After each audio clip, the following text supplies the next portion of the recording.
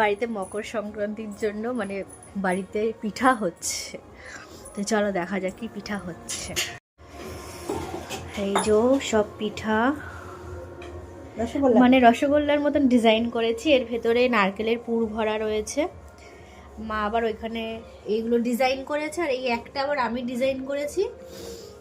এগুলো সব মা আর আমি মিলে করেছি। এখানে গুড় আর দুধ জাল হচ্ছে,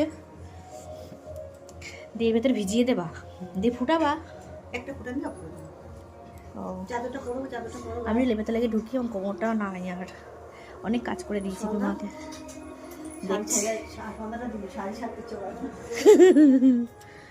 এসে না, দেখেছো আজকে আমি ঘুমাইনি বলে কিন্তু আমার সোনা বাবাটাও জেগে আছে। বলো বাবা চলো আমি একটুখানি শোবো, তুমি আমার সাথে একটু ঘুমিয়ে পড়বা। মানে এমন হয়েছে যে আমি যদি না ঘুমাই ও নাকি এরকম জেগে বসে থাকে। দাঁড়া দাঁড়া দাঁড়া, হ্যাঁ আনন্দ পেয়েছে এখন, মানে মা ছাড়া কিছু জানে না। চলো এখন কি সুসুর করে বাবার কাছে উঠে পড়বে।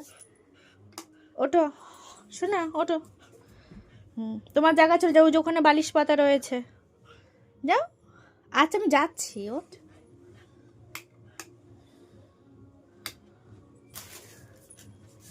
দরজা বন্ধ, দাঁড়া ফ্ল্যাশ লাইটটা জ্বালাই, যা ওদিকে যা, সর।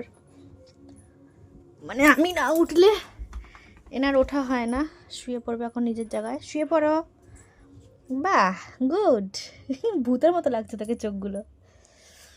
এখন এখানে একজন শুয়ে আছে, ইনি মুখ ঢাকা দিয়ে শুয়ে আছে, এই যা।